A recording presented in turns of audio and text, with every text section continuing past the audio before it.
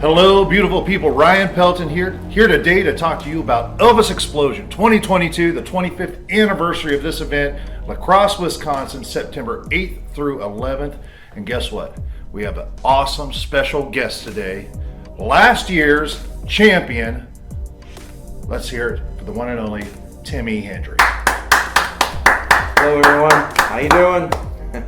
All right, Tim E. So, how you doing, buddy? It's been a while.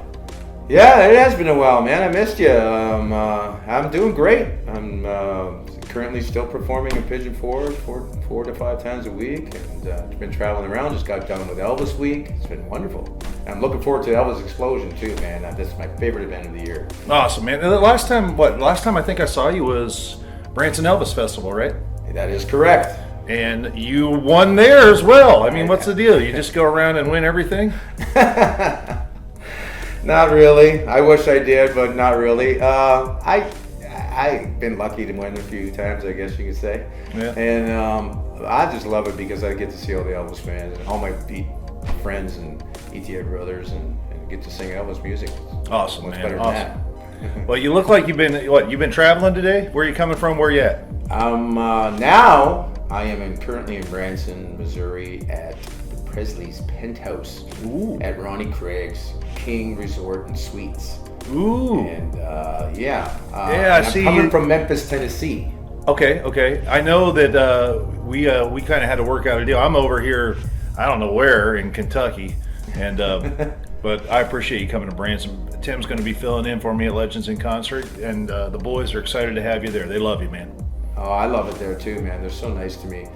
The other times I filled in for you, there's nothing but great people in that cast. I love it. And what a theater to be able to do that stuff in. Yeah, and it's awesome bringing back the 2022 Branson Elvis Festival champion, and everybody's excited. So awesome, just go out there and kill it.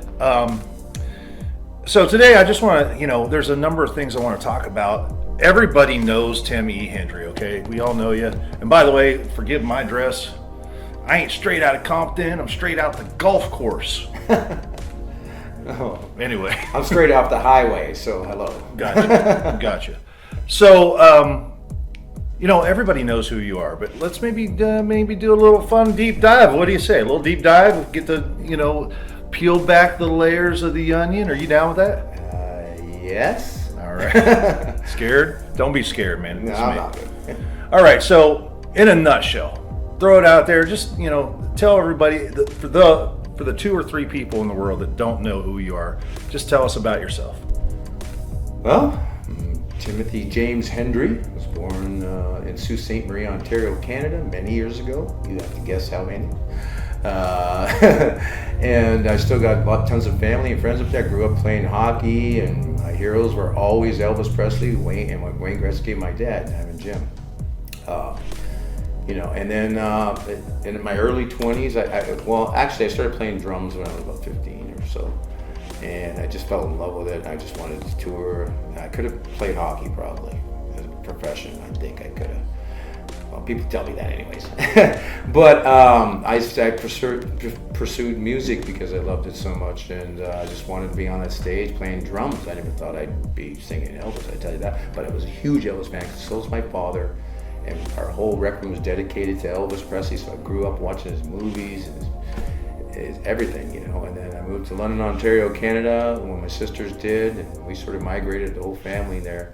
Beautiful place called Forest City, and kept pursuing my musical career. I've done a couple of records, a couple of CDs, and toured in Canada and did all that kind of stuff, and just kept playing music. I have a computer degree, network technician. But I don't do too much of that anymore. And then I discovered the professional Elvis world at the Collingwood Elvis Festival many years ago. Again, you have to guess how many. And and I just fell in love with it. I couldn't believe the professional world of Elvis tribute artists. And through that, I've met so many amazing people that have made my life so much better. And it's taken me to everywhere, all over the world. Elvis, to me, is just the greatest entertainer, and he's brought so many beautiful people together. Like, for instance, you, Ryan. I probably would never met you if it wasn't for Elvis. All right? I don't know if that's a good thing or not, but so basically, basically you have this. I mean, you have this massive career and background, and you show up to the professional Elvis world, and you just go about your business, winning everything. So all the guys hate you, right? Yeah, yeah. Secretly, I think. I don't know. No, we all love each other, man. I support all my friends, man, when they win and stuff. It's. I know you. I know you. You support the other guys. Yeah. I bet you there's a couple of them that hate you. Yeah. Maybe. I freaking love you, man. But I tell you what, Yeah. I hate you whenever I'm performing against you because you're good. Oh, thanks, man. It's terrible. It's such a terrible feeling. But anyway, that's awesome.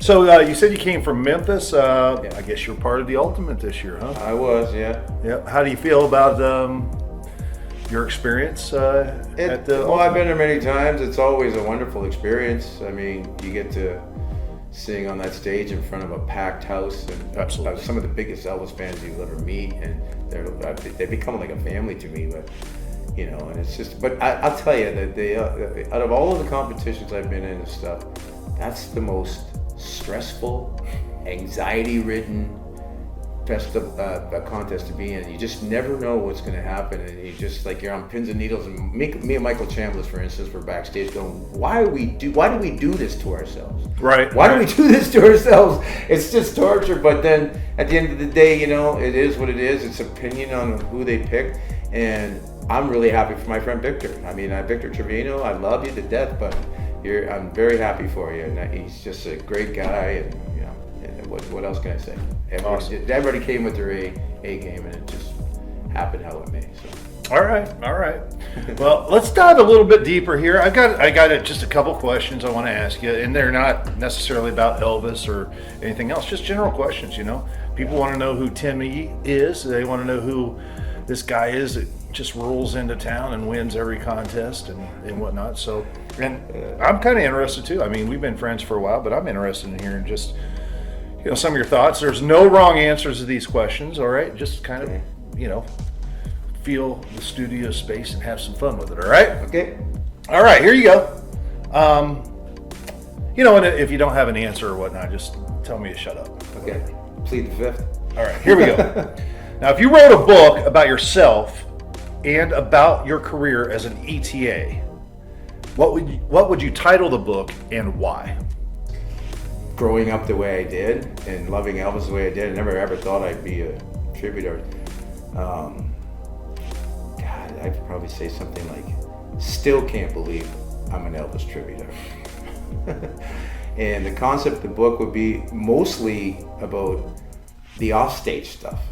I obviously it pertained to the success I've had and the places it's taken me and all the wonderful people I've met. But the offstage stuff and the friendships I got with like Ryan, Ronnie Craig, Dwight Eisenhower, Jesse Aaron, all those guys, Robert Washington, one of my favorite people on the planet, Dan Barilla, all these people that I've met all over the world, Ben Thompson, Ben Portsmouth, Mark Anthony, all these guys that I've met from all different continents. It would be about my story with them, or my excursions with them. Jeff Lewis, one of my best friends I've ever had. His dad's name is Diamond Jim, by the way. Just the conversations we had, the joking, the fun, the experience we had, our smoking the band tours. That's what my book would be about. Okay. Hey, that's a great answer. Mine would be Ryan Pelton, Forrest Gump of the ETA world. That's what it would be. I am the Forrest Gump of the ETA world. Why the Forrest Gump? Because, like in the movie, just dumb luck. He just runs along in life and then good things happen. That's kind of been my story. Just no talent or skill, just dumb luck. So. Oh, I don't know about that, brother. Come on, man. You got lots of talent and skill. I think you touched on this a little bit earlier, but I'm going to ask it anyways. If you weren't in this line of work, okay, if you weren't an ETA tribute artist, what career would you want to pursue? Probably production, producing shows, maybe owning my own theater, stuff like that. I got a lot of really good friends that are musicians. I'd be playing music still. I'll never stop playing music, playing guitar, drums especially. Right. I'll never stop doing that. Yeah. Production, that's where I think I would be directing the show and stuff like that. All right. I'm into that myself. Yeah, I know. Let's see. This is kind of interesting. What's been the biggest deal breaker in your job as an ETA over the years? What's that one thing that just like, God, that's a hard one to nail down. I would probably say when things are just really disorganized, you don't know what you're doing next, or you show up and it's not the way you were told it was going to be. I mean, it doesn't happen too often anymore, but there's been some underhanded stuff happening at some places that and you know about it because people, you know what's happened. And it's a shame that should happen. And I'm not just talking about contests. I'm just talking about other, like stepping on people's toes or undercut. Just stuff like that. Like the stuff that you shouldn't be doing. Anything that involves, if there's no integrity in it, that bothers me a lot, because then that's not a representative of the true Elvis. Like Elvis had a lot of integrity and class, and he would never. He had a rough go, but he would never screw anybody over. Yeah, I agree. And there's whatever you want to call it, shenanigans. Yeah, just call it shenanigans. Yeah. There are some shenanigans out there. Yeah, that's a great adjective for it. Yeah. Yeah, I do. There's think about it like this, okay? I'm long in the tooth in this business. I've been in it for 23 years, and there are some guys in this business that are just 23 years old or younger. Yeah. There's a difference in what I grew up with and what they grew up with, obviously. Mm-hmm. There's a different perspective of life. The internet has become such a major part of their world whenever it didn't exist maybe when I was their age. So there's different perspectives on things, and people are different. But it is interesting. I see a different way of, and not across the boards, but the younger generation has a different way of doing business maybe than the older generation. I don't know what the balance is. I think that the younger generation is obviously given so many awesome tools and they're utilizing them, and that's amazing. Mm-hmm. But I think there's a different almost old school style of business that exists in the older guys that the younger guys don't get. Doesn't mean it's right or wrong, but it is different. Yeah, I agree with that. Yeah, absolutely. What's the biggest 100? I mean, seriously, I can tell you, there's been multiple times for me, but the biggest 180-degree turn you've made in your life or career, meaning you're going down this path, boom, something happens, and it changes you, and you're going the other way.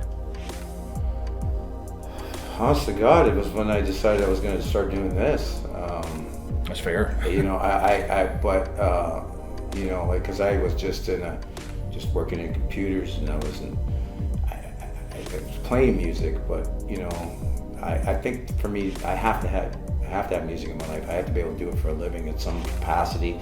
It keeps me on that level plane. Yeah. It can get a little crazy sometimes. But when I started doing this, I mean, the doors had opened. I didn't know. The people I met, I ended up moving to, after my father passed away, I moved to Florida for 2 years and just got it through another friend of mine, Dale Corcoran. It used to be an Elvis guy, and great musician, Dale is.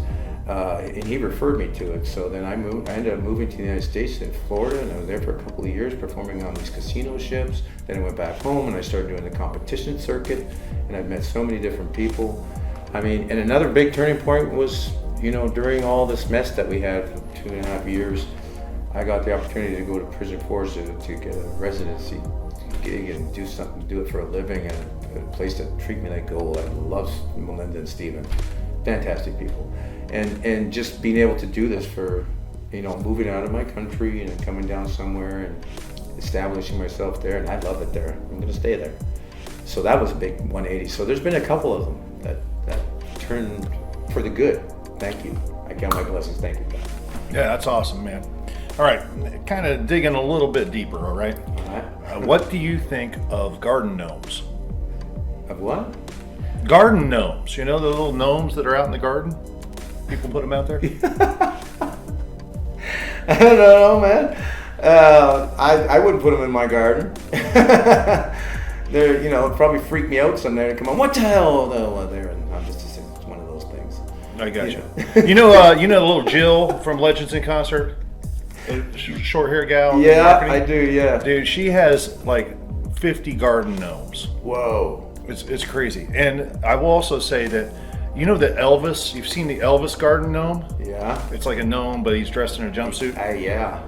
I've had a couple of those over the years, and I gave one away for the White Elephant Legends Christmas party like 2 years ago. Yeah. That was the most coveted item. Really? The Elvis garden gnome. It was about this tall, a foot or so tall. Yeah. Everybody wanted it. It's crazy. I don't get garden gnomes. I don't know. Maybe I need to get a garden someday, then I'll see. Yeah, if I had a garden, I want to make a bumper sticker that says "Say no to gnomes." I don't know. I'll put it on my car, man. I don't know. I'm in. All right, for all the gnome people out there, all right, just back off, all right. Lord Yeah, we're Almighty, sorry. don't cancel me over the gnome comment. Yeah, we're not a non-gnome, crew here. But clearly, we just the name puts the no in gnome. I'm just saying, all right. And there's a G there. What's that? Silent G? I think it's silent. So why even put it in there if it's silent? Get rid of the G. It's just a wasted space. Garden gnomes. Yeah, there you go. All right.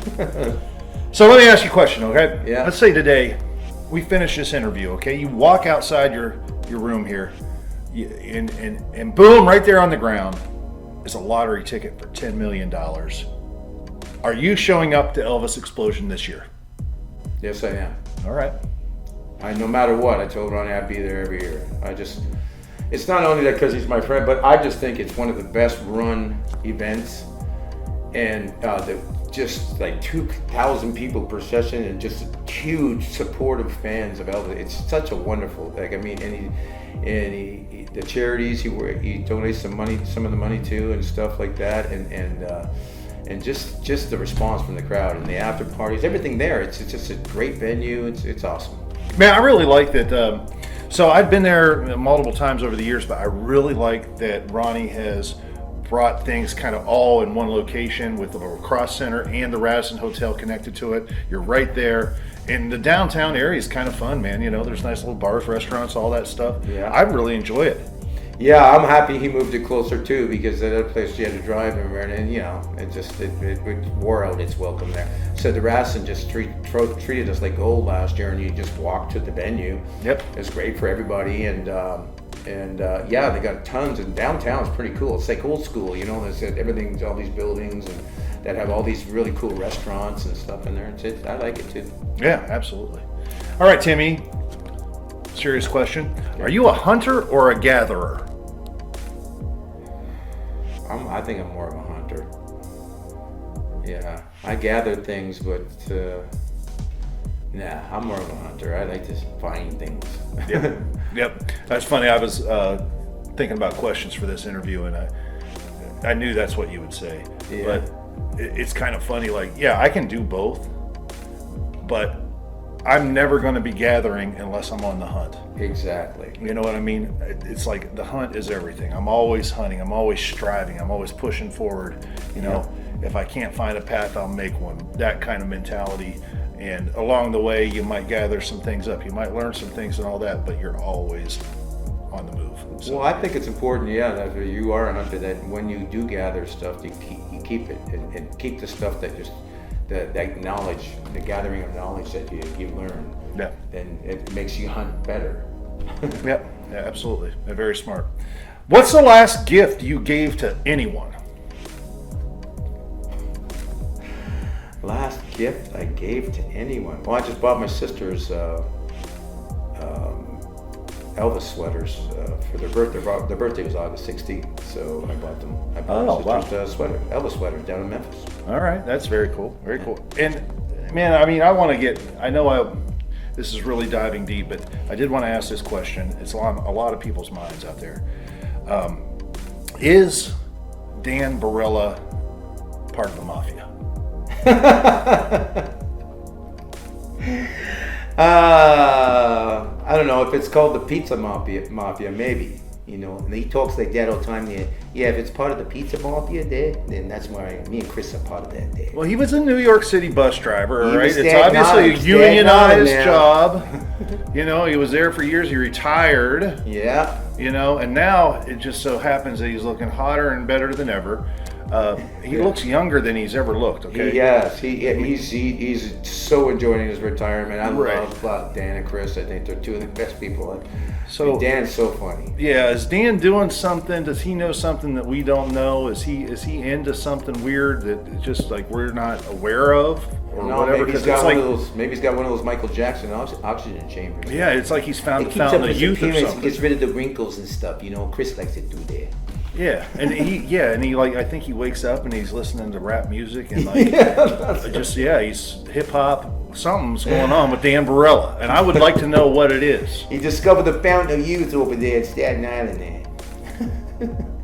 There. I'm serious. Is not Dan Barella one of the coolest freaking people in the world? Oh yeah, he's so funny. He just he is. He's just a cool cat, man. Yeah. Yeah. Can you imagine like this guy spent like 20 years driving a bus in New York City? You know. From Staten Island to Manhattan and back. It's just crazy, you know. Oh, I love it. Yeah. He's something special, man. Yeah. I'm excited to see. I'm excited to see a lot of the guys. Anytime Dan Barella's there, it's awesome. Yep. So, I all agree. right, I got a game. We got to play it real quick, okay? You ever hear the word association game? I have. All right, I'm gonna say a word Okay. or a phrase. All right, and boom, you can't sit and like repeat the word and be like, oh, let me think. No, boom. It doesn't even matter if it doesn't make sense. You got to just say the first thing on your mind. Okay. Got it? Got it. You ready? Yeah. All right, the world's watching. All right, here we go. Impersonator. Tributary. All right, a little quicker. Come on now. Right off the top of your head. Here we go. Ronnie Craig. MC. Okay. 50s Elvis tribute artist. Movers. Kodak, Tennessee. Where I live. All right, we were looking for home. Looking for home there. All right. Okay, looking for home. Okay. Being on the road. Love it. Sorry. Stutter. Elvis Presley fans. Best in the world. Elvis tribute artist fans. Same thing. All right. Elvis explosion. Best festival. Ryan Pelton. Best great friend. Oh yeah, just think about that. Come on, we know. Yeah, okay, yeah. No. I don't want to. I know keep now. getting gone the No, best. you've already thought about it. You could just No, like, yeah, brother. Lie to me. Lie Brother, no, I was gonna say best, but I've been saying best all along here. So, To me. All right, brother. Here we go. Change of habit. great tribute band. All right. Colonel Tom Parker. Well, damn. I was gonna say thief, but necessary, I guess maybe. I know I'm not. I failed that one. That's a tough one. That's a tough one. Yeah. I mean, that's like, man, on both ends of it. Yeah. On the bad side and on the good side. Yeah. There's Yeah. things Necessary, but then not unnecessary. I guess. Yeah. All right. No problem. Vic Trevino. Champion. Okay. Low water pressure and showers at hotels. Pain in the ass. Dude, I did a fun little cover song. Under pressure, Freddie Mercury. Oh, did you? It was a spoof, and it was called Water Pressure. And we shot a video of it and whatnot. And Oh, I it's love me this. in a hotel shower. Obviously, Water not pressure. inappropriate, but like the water's just dripping out. You know how you go to a hotel and there's no water pressure. Oh, and I hate that. It's about 8 degrees too cold to be considered the hot that you need to feel like you got a good shower. Yeah. That's what the song was about. I gotta see that. I'd be laughing my head off. Water pressure. Water pressure. Yeah. Anyway, okay. So here we go. Modern day popular music. Don't like it. Elvis Presley. Greatest. Tofu. Sorry, say that one again. Tofu. Yuck. Live streaming. Necessary. Okay. All right. I think he passed the test. Give Timmy a round of applause. Good job, buddy. All I right. sucked at some of those answers. I know there's supposed to be one word. Dang. No, you're fine. You're fine. You're fine. Speaking of live streaming, Timmy, I got a proposition I'd like to make to you live, and we've not talked about this. I just want to see if you'd be interested. Okay. You are competing this year at Elvis Explosion, correct? I am. That is correct, yes. Okay.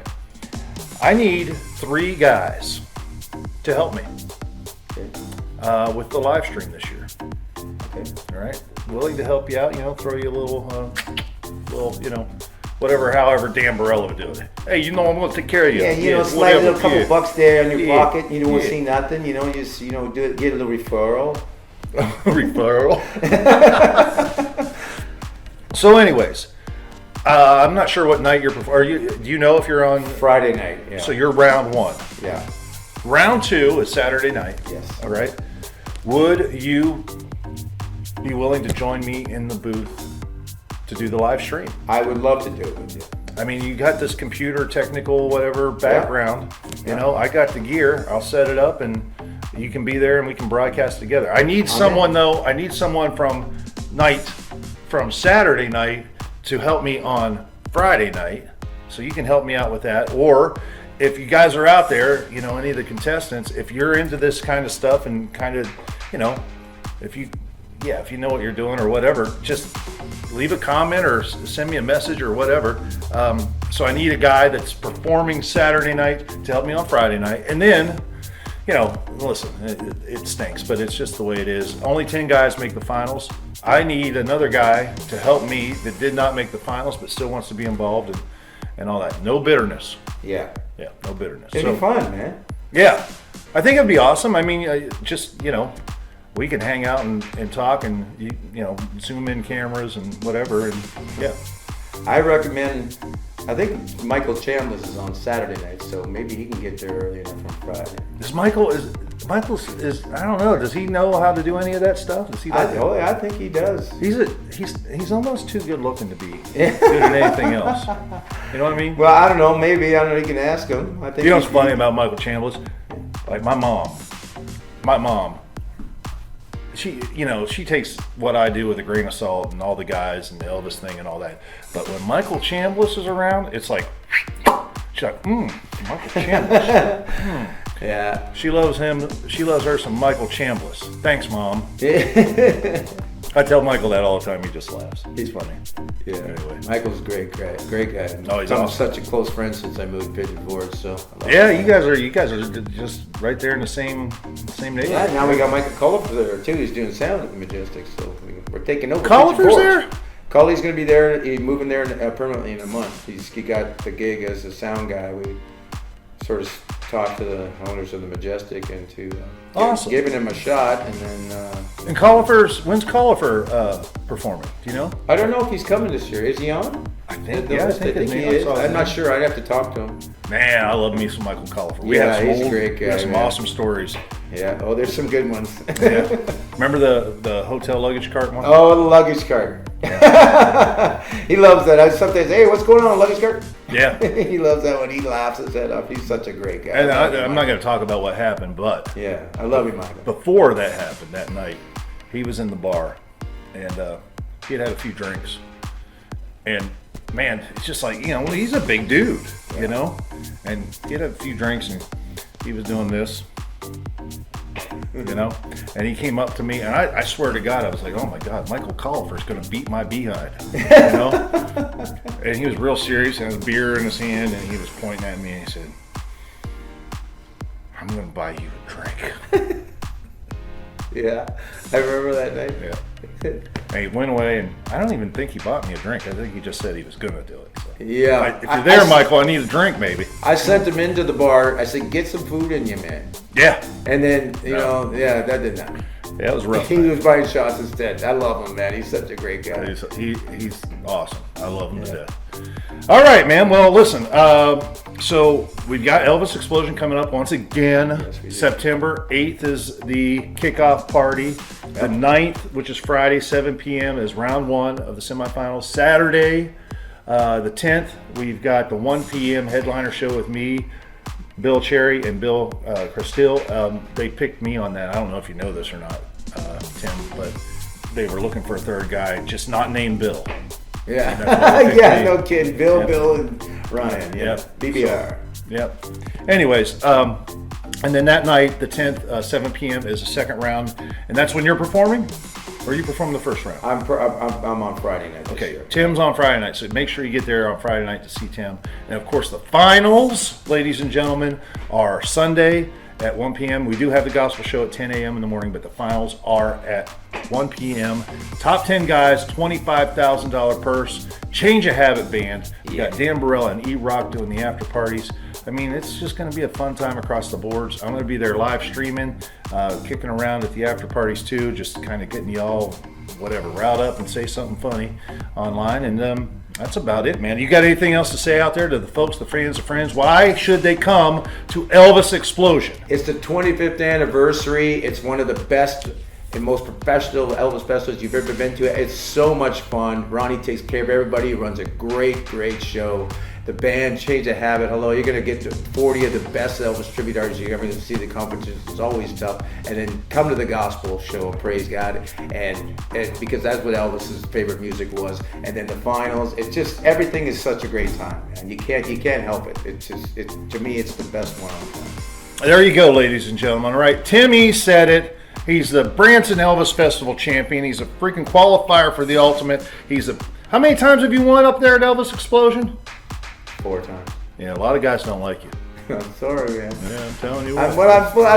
supposed to go on stage, and I just go and do what I do. I can't help. Are you doing anything this year? Like, are you preparing mentally? Are you Irv Cass, like running with Rocky Music? What are you doing? Anything special? I'm just doing my same routine. I just got in Pigeon Forest, get up, go to the gym, and then go do my show, and just try to. And then just sing and practice. That's all I do is sing all the time. That's the only way you're going to be able to get better at something. Repetition, right? Yep. Hey, let me ask you this too. Just a funny little side comment. Do you find yourself not as nervous or whatever at Elvis Explosion because it's a cool vibe?